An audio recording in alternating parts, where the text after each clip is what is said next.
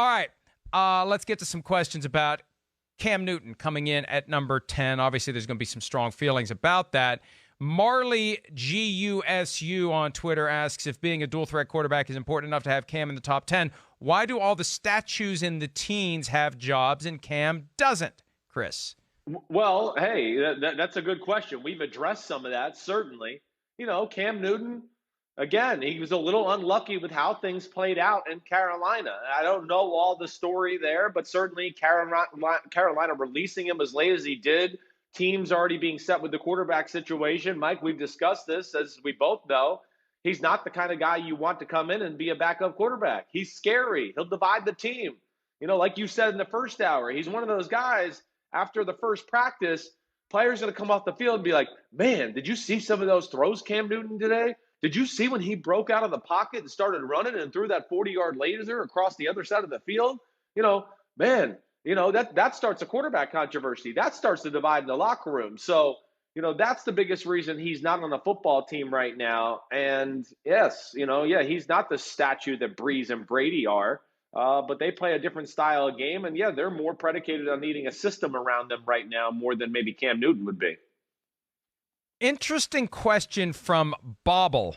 What if the Denver Broncos broke Cam Newton in Super Bowl 50? And remember how that game ended. There was that controversial play where the ball was loose and some thought Cam didn't make enough of an effort to try to recover it. And then after the game, during the press conference, they had curtains up separating the various people who were talking. Chris Harris Jr., then with the Broncos, was crowing loudly about what they did to the Panthers. The Panthers were favored to win the game. Cam Newton stormed off. Any credence to the idea that he's been a different guy since that day? I don't think so. I don't. I mean, was there some Super Bowl loss hangover the next year? Yeah, sure, certainly. But, I still look at that game and go, hey, the Carolina Panthers blew that football game. The Carolina Panthers let down Cam Newton. There was no law that they had to sit there and try to win let Cam Newton drop back, 7-step drops, hold the ball that long against Von Miller and that defense. So some of the game planning was stupid. Mike, don't forget about all the drop passes Carolina had in that game. So certainly not a great day, but I was sitting there in the stands that day going, man, I can remember about 3 or 4 plays. The interception down the middle, right between two hands, goes in the air, interception. Denver, as they're going into scoring position. There was about 3 other plays too, but I don't think that broke Cam Newton. I think he's very mentally strong and is a true competitor and loves playing under the big lights. One more point before we take a break. A handful of people have asked a question using some of the words that would only be in Chris Sims' vocabulary. Why am I stumping for Colin Kaepernick to get a job and not Cam Newton? And let me just address that briefly. First of all, we have been stumping for Cam Newton to get a job. We have been claiming that the Panthers did him wrong by holding on to his rights. We've explained he's been a victim of circumstance, and we've talked about why he's currently stuck in the predicament he's in. He should have a job, and I'd like to think he will have a job. But I don't believe there's been a collective effort to shun Cam Newton. I believe that Colin Kaepernick became a guy that the NFL teams decided to stay away from. It's not some crazy conspiracy theory. He filed a collusion grievance against the NFL. It was settled reportedly between $5 and $10 million. I know per team that's not much, but it's not very often the NFL writes a check to anybody to resolve a legal case. There was something going on. The mere fact that he's never been offered an opportunity to even be a backup for someone else shows that there's something going on here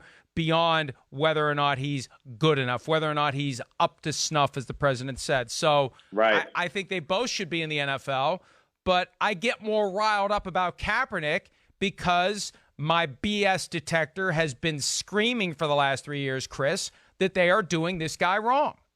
Yeah, no, that's exactly right. And, yeah, for those people who are questioning that, we've been banging the table a lot that Cam Newton should be a starting quarterback on the team. We banged the table before the draft. The Chargers should sign him.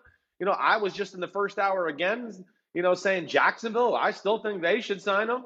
So, yeah, you've been supportive, but it's a different scenario. There's a lot of different issues there between Kaepernick and Cam Newton that are not apples to apples. And you're right. Kaepernick was blackballed by the NFL. There's no other way to say that. Cam Newton is in a weird time of COVID-19 pandemic, can't get a medical exam, and he's threatening because he's very talented, and all these teams have a starting quarterback. So that's that. I know we got to go to a commercial. I really wish that collusion grievance wouldn't have settled. I'd love to have access to the deposition transcripts. I'd love to be able to dig in to all the evidence that was compiled so I could explain to people where the evidence is, because no one's going to admit it. No one's going to sit there and say, oh, yes, we blackballed him. It's circumstantial evidence that you weave together through aggressive questioning of people, and you expose the inaccuracies and inconsistencies in the various stories to lead to the conclusion that there was something going on. Hi, I'm Mike Tirico, and thanks for watching. Make sure to hit subscribe for the latest news and highlights from NBC Sports.